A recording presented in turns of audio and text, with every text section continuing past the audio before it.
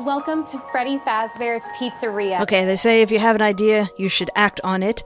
So, I just came back from seeing the Five Nights at Freddy's movie, and I would consider myself a casual fan. I don't know everything about the lore, but I do know more than a sane person would. So, I went to see the movie, and I personally liked it. Long story short, I have a feeling that a lot of people will not like this movie, but I feel that a good amount of people will be okay with this movie. It's just kind of okay. So this is just kind of, I did write some of this down, but it's still mostly unscripted. So I admit my main reason for going to see this movie was Matthew Lillard. And out of curiosity. I wanted to see how they were going to do things. What I liked overall about the movie was the references. Like, I desperately wanted to point to the screen and go, I recognize that. I know what Dream Theory is. I saw that rainbow in a Five Nights at Freddy's lore video. I'm still watching that 8-hour lore video. I'm 4 hours in by now.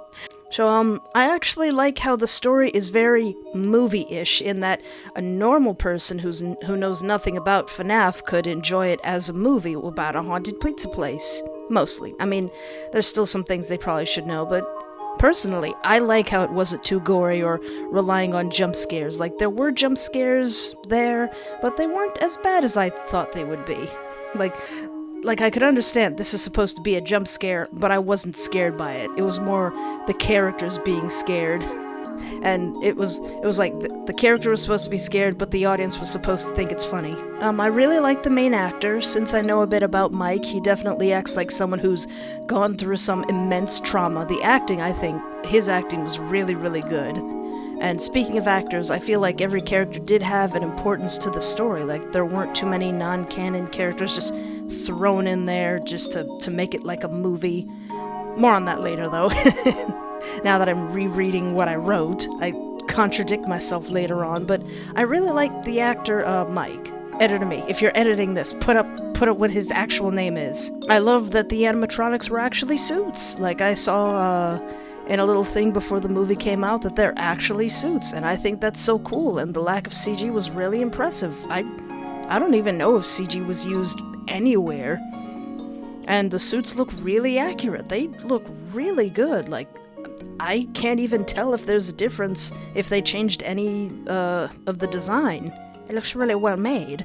And the settings looked really well made too. Like, it felt like an actual place you could visit. Like, not just like a sound stage or something, but like an actual closed down pizzeria. So a lot of people talk about the, dang it, what's that meme called?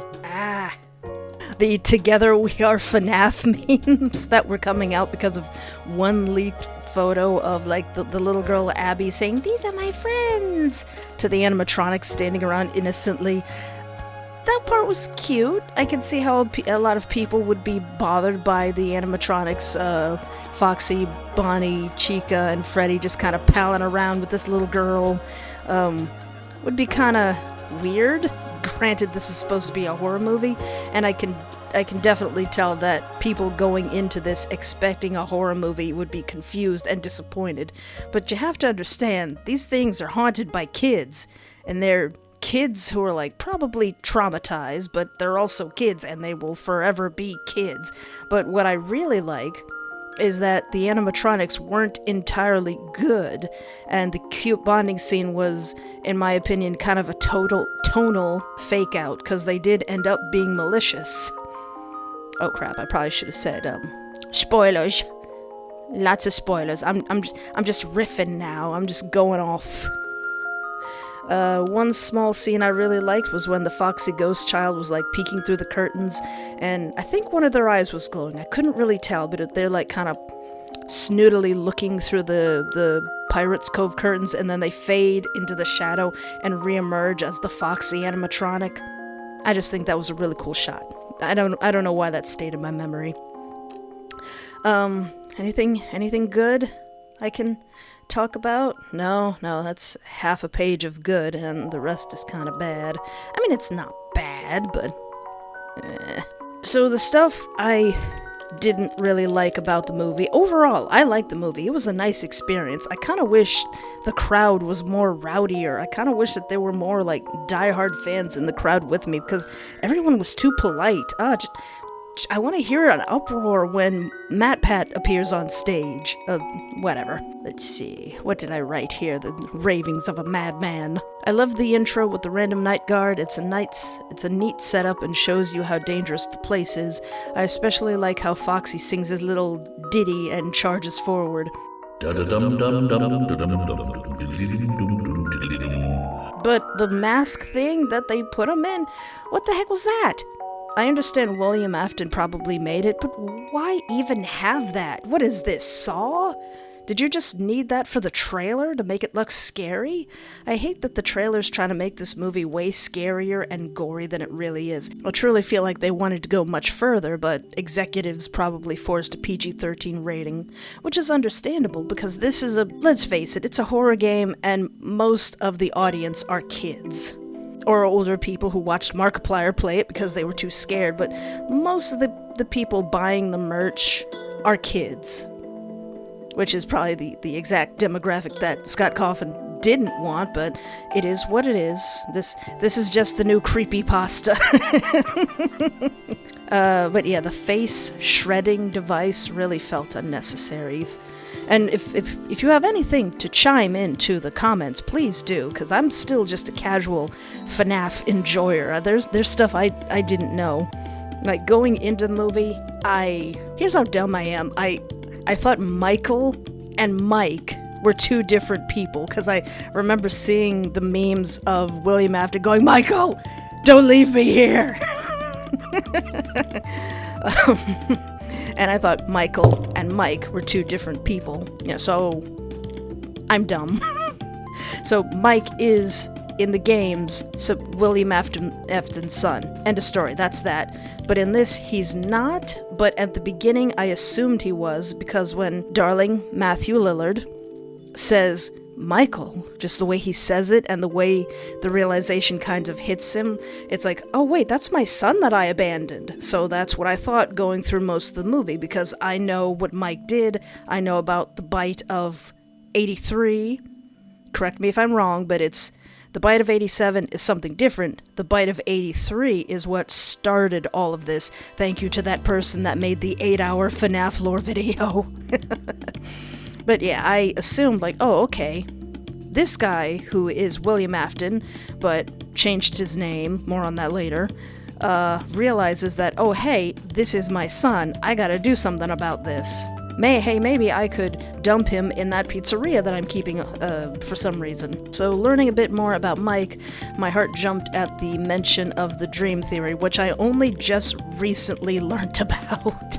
I'm really glad I started watching that super long FNAF lore thing, because I had no idea what the fandom dream theory was. And I thought, like, it's one of the first things you see in the movie. And like, oh, that's a nod to FNAF 4. And I thought that was just a passing reference for fans, not the whole plot of the movie. But they do use it in a different way. Like, the fans believe that flashbacks in FNAF 4, like everything the kid sees there, are elements that make up the last 3 games, like Five Nights at Freddy's 1, 2, and 3, that Five Nights at Freddy's 1, 2, and 3 are all just dreams from stuff that this kid saw in 83 somehow, and a lot of fans don't believe that, and I don't believe that. That'd be silly. I wouldn't do that as a game developer. I highly doubt that's it. But that is not the plot of the movie, which I'm kind of glad. So near the beginning of the movie, I don't know if it's meant to be a reveal, but it's the first, like, hey, I know that character. I know that character's backstory. I know more about this character as soon as their name is revealed than the movie could show. So, I think it's the ice cream lady, and Mike, like the security guard, thinks he's seeing a child be abducted. So he, like, runs off, and the ice cream lady just goes, Mike! And at that point, I was like, oh! it's Mike! I know who that is! So I have written that fans will instantly know so much about the character even before any development happens. Like, as soon as that ice cream lady said, Mike! You know everything about this character, except you don't. So I understand that Mike's traumatized by child abduction, and he'd definitely act if he saw it happening again, but in canon, he's the reason his brother is gone, so where did this kidnapping thing come from? It's later revealed that Afton killed his brother, but how, and why, and... I mean, the why is because he's a crazy kid murderer, and then there's the body. Did Garrett, the little brother who was abducted, become an animatronic somewhere? Are they not doing the Bite of 83 then? Again, correct me if I'm wrong about anything, please do. I would love to know more. Or even put your theories in the comments if you like. Anyway, it's a great setup with Afton and Mike and getting Mike into the pizzeria, because Mike obviously loses his job for stopping a kidnapping that wasn't happening by, like, punching a guy into a fountain in front of his actual son, and Mike loses his job, but he's got this little sister, Abby, who he needs to take care of, but he needs to, like, be a proper caretaker, and he kinda needs a job to do that, so... Not William Afton sets him up with this gig as a night guard at a pizzeria. Afton clearly recognizes him as his not son this time, because Mike is not William Afton's son, and I'll get to more on that later. But possibly Afton wants to finish what he started or something, and just who is paying Mike, actually? Did he even get paid? I started to count how many nights he was actually there. So if William Afton's dead, who's paying him? Did he just waste an entire week? He still needs money, doesn't he? And why was William Afton's name different? Why didn't he just keep his name? Nothing was ever found. He could still be William Afton. The only reason I could think he would change his name is so he could hide his identity. Why did he have a different name? I don't even remember what his name was. Did he take someone's place? Is this new name supposed to be a red herring? Because everyone knows that Matthew Lillard is playing William Afton. He did the thing. He did the knife thing. Very nice. So everyone knows that Matthew Lillard is William Afton, but the first time you see him, he has a different name. Why? Shouldn't he already canonically be dead at this point? I don't actually know. The lore is very confusing, but very interesting.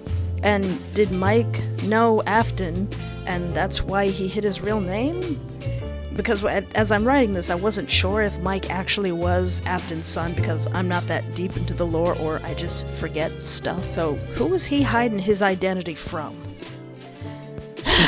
Anyway, not really a gripe, but I noticed something. Matthew Lillard is still kind of cartoony and goofy. This is not a diss in any way. I love him. If I was next to a celebrity, I would be able to keep my cool, but there's only a handful of celebrities that I would get all giggly around, and he's one of them.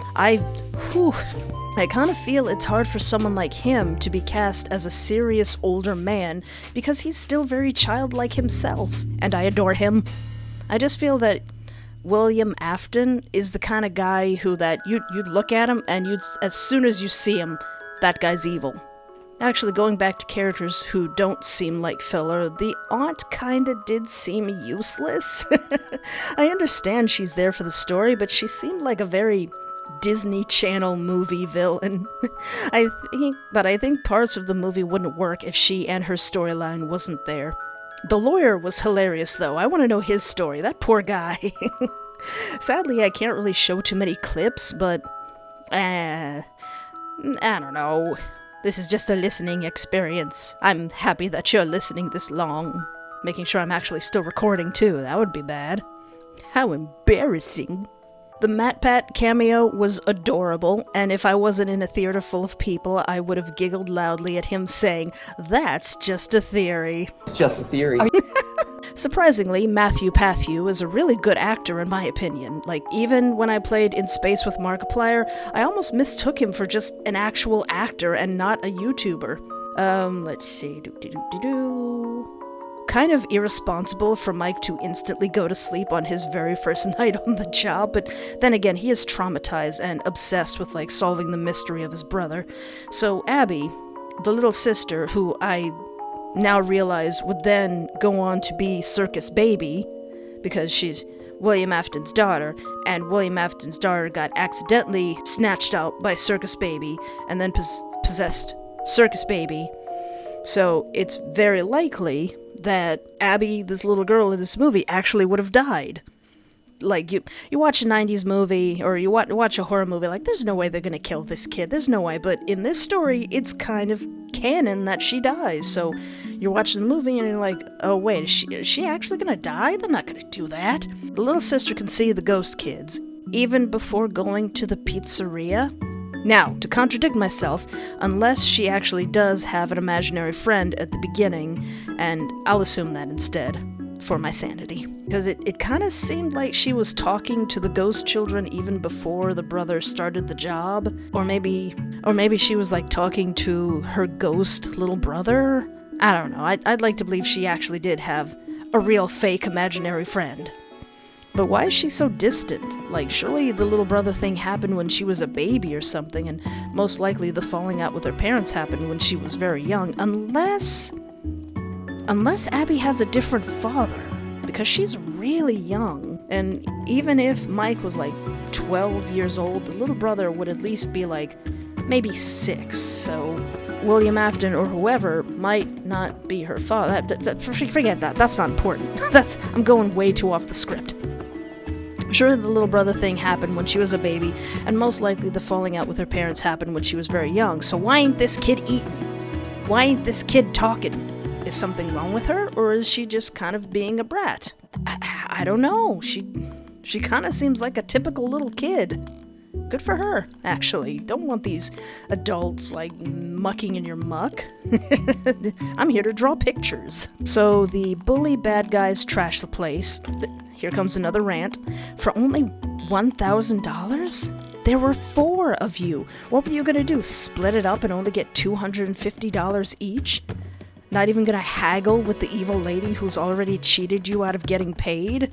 Like, these are some really low-hanging fruit bad guys, or horror movie fodder. Like, I'm only in this movie to get horribly killed. I like this scene because it fills the itch for the scene where all of the guys wrecking the pizzeria to get killed by the animatronics. But it fills the itch for this to actually be a horror movie. We never see the animatronics actually kill in the game over screens. They just kind of go boo and stuff you in a suit. They don't really like how is Freddy gonna grab you with those hands? He's not gonna do nothing. The most deadly, aside from Foxy's hook and Chica's cupcake, the others don't really have much of a way to kill. Like, they're animatronics, maybe they could hug you to death, I don't know. I guess that's why that Blady mask thing was there. Because really, how is a huge animatronic gonna actually kill someone, aside from, like, chomping with the teeth or, like, squeezing with the robotic arms? And Freddy's mouth didn't seem big enough to, like, chomp a lady in half. I'd understand if, like, just her head or even a hand got chopped off and she's, like, running through the hall with, like, one hand off, and then she, like, gets finished by Foxy. I'm making an even gruesomer movie than it was. But yeah, no, just somehow her torso gets into the animatronic's mouth and just snaps her in half. It's okay, though. It's fine. This is hardly a nitpick. This is hardly a gripe. It's fine. Which brings me to, just another tiny, tiny gripe. I love that they're suits. I love that. I love practical effects. But I feel there's times when they shouldn't be. They're still animatronics. They still have robotic joints. The actors do their best to mimic stiff movements, but I've kind of seen people do, like, the popping and locking better on TikTok. Unless human movements were what they were going for, they just seem more like mascots than robots. They seem more like haunted suits than haunted robots. Like, the actors still did a great job. And it probably would have been super costly to have both puppets sometimes, or to both have, like, puppeted animatronics and people in suits. That would probably be a whole mess, and the movie would, like, need another year to come out. So, Mike gets blamed for the break-in. Okay, I get that. He wasn't there, though, and there's cameras. Plus, Vanessa didn't say anything about the body, so that already should be a red flag.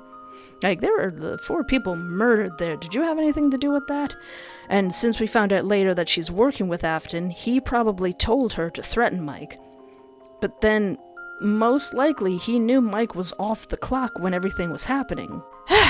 So, with the babysitter horribly dead, Mike has no choice but to take Abby with him to the pizzeria. It's so cute that she loves blanket tents. But sir, are you really going to sleep with your other small sibling in this dangerous place? Granted, he probably doesn't think it's dangerous, but still, you wouldn't be overprotective of your other sibling? So, it's understandable that the ghost children really connect with Abby, since not too many kids probably come in there nowadays. The whole bonding scene is very cute, and I can understand how many die-hard fans will hate these scenes. I was expecting more horror, but honestly, what else would they have done with Abby?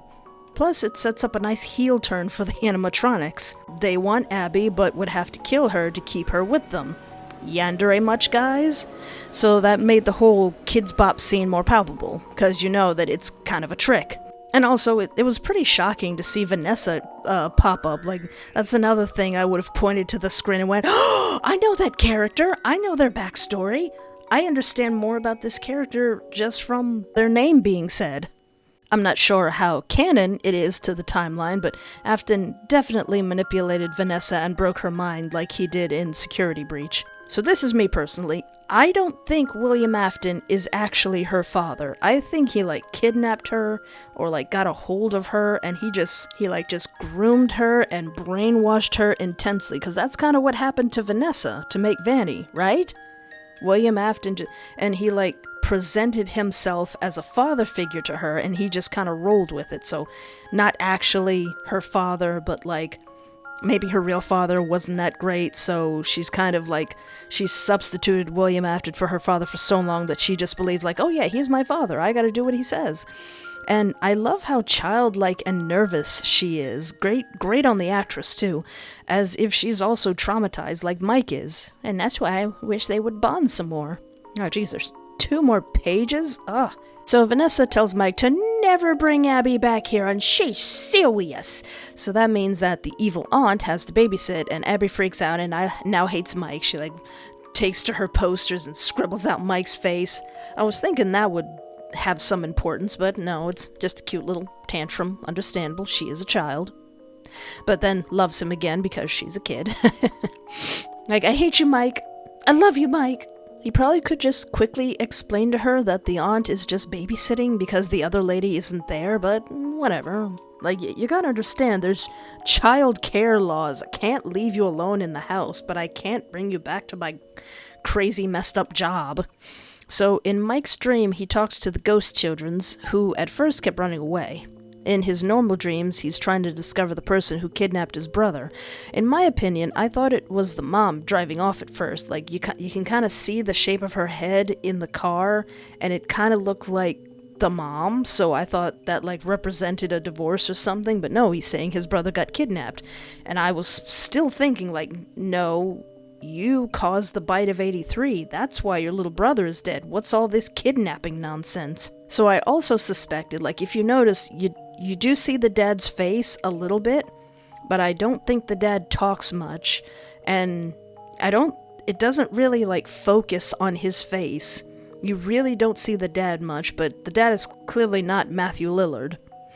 And it kind of focuses on the mom more, the dad's really out of the picture, so that led me to believe, are they not showing the dad because the dad is Matthew Lillard? The dad is actually William Afton, and Mike just kind of repressed that. But no, that's not what they were going for. It's just not explained why the father's not in the picture that much. So Mike is using dream theory to try and dissect his own memories to find what happened. So how would the ghost children know? That's like asking someone who doesn't know something about... that's like asking someone you don't know about something only you saw. How would they be able to help him? For the plot, I guess. But he saw the stuff going away. It's not can they dig deeper into his memories? So the ghost children say they want Abby, and Mike's all like, duh, okay, but then try to get her, and he's like, wait, actually no, and now he's lost his plot armor. Now the animatronic's like, oh, okay, you can go on the naughty list. You can go on the killed in a PG-13 movie list. I honestly thought they were gonna kill him for real in that dream. Like, I didn't expect Abby to be on the chopping block, like, oh yeah, they're gonna get this guy. And also Corey Kenshin cameo, whoa! I love that. It's so great seeing that young man. But where was the king? I am the king! Where was the king of FNAF? Of Five Nights at Freddy's! Where was Markiplier? I know he's probably busy making his own movies, but come on! I even waited after the credits for literally anything. The biggest disappointment of this movie. Oh well, at least I got two legends there. Maybe someday I too shall be so grossly incandescent. But Corey, or taxi driver, why are you ferrying a little kid and a person in a giant suit to a nondescript abandoned pizzeria? There's nothing sus about that. I won't complain because we got a Corey X Kenshin cameo, and that's fine by me. Also, was that Golden Freddy that was luring her? That's cool, and I almost didn't notice because Golden Freddy can teleport, so that's how he was able to get to her house. I guess. Skipping ahead, I love how creepy it feels as Chica leads Abby down the hall to the secret room. Is the spring lock... So at first I didn't know the spring lock suit was a reference there, but listening to someone else, it is supposed to be Circus Baby. And I didn't realize while watching the movie, like, oh, Abby is the sister who is supposed to become Circus Baby, and that's Circus Baby. The lore is very confusing, but yeah, that was supposed to be Circus Baby, which is actually one of my favorite animatronics. I really like Circus Baby. I think she's precious and adorable, and I probably would buy a toy of her. I also really like Funtime Foxy. I like their design. It's very cool. I also love how using electricity is established as a weapon against the animatronics and then completely negated when Afton shows up. So about Afton, precious Matthew Lillard.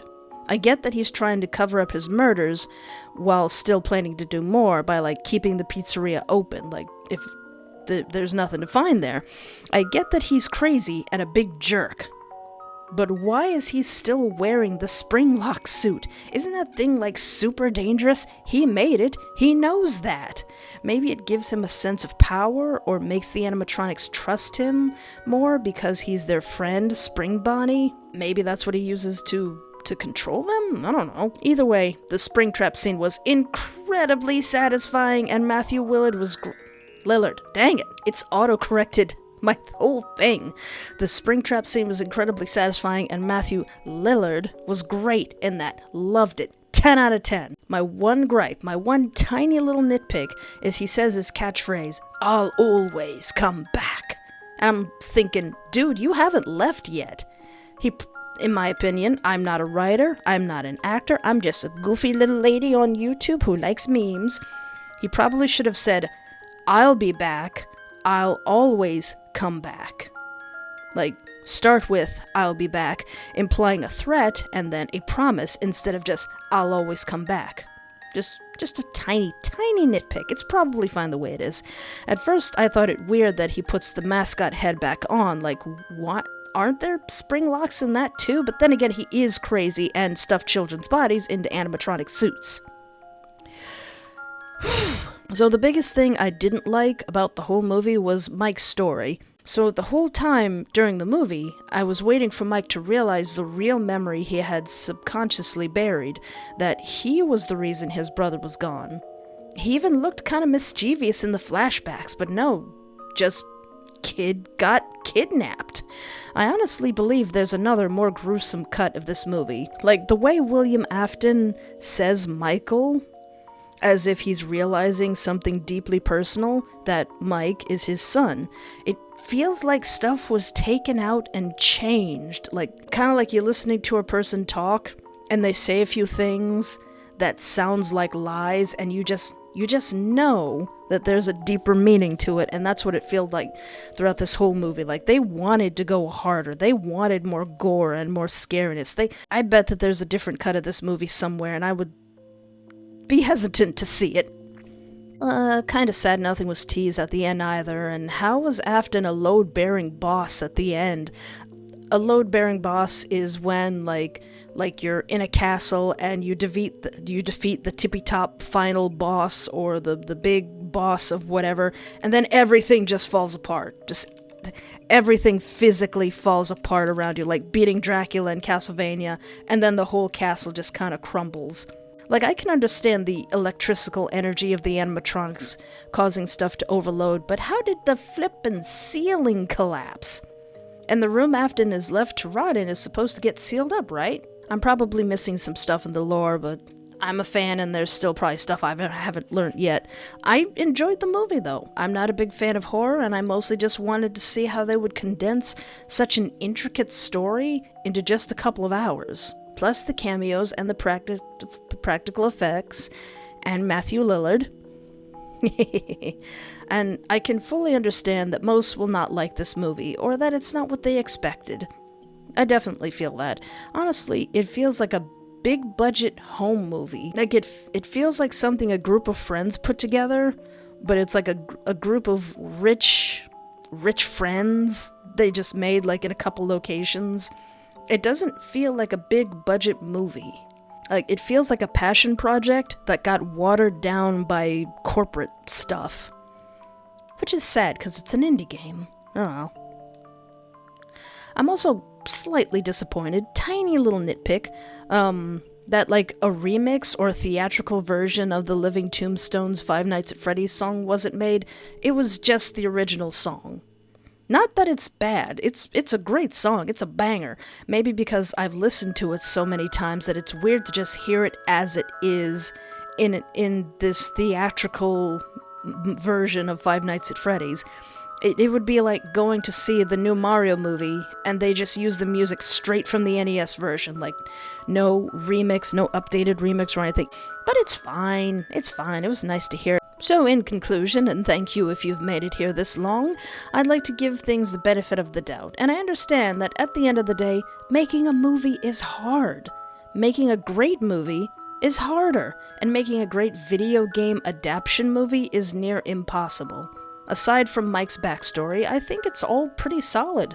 Maybe the bite of 83 would be too much for a PG-13 movie, though. I would definitely recommend seeing it if you're a fan. If you want a horror movie, though, maybe not. So, yeah, if I got something wrong, or if there's something you'd like to explain to me more, please put it in the comments. Sorry at how cruddy this all is. I actually saw the movie yesterday. I wrote this in the middle of the night, and I'm still in my pajamas, hence why there's no camera, because I can't have you seeing me in my pajamas. But yeah, put whatever information you want in the comments. Like any suggested viewings. Like I said, I actually have not watched a lot of Matpat for FNAF, but yeah, I'll also leave a link to the 8-hour Five Nights at Freddy's lore video that I'm in the middle of watching if you'd like to start watching it too. It's very good. Please give that person a like. And also, let me know what you think of this format. I'm not sure about the whole running to my microphone, turning it on, and just spewing thoughts. Let me know if you like this format at all. It's okay if you don't. It's very messy. So, my throat is very dry. I need to drink some water and finish this 8-hour Five Nights at Freddy's video. So, see the movie if you can.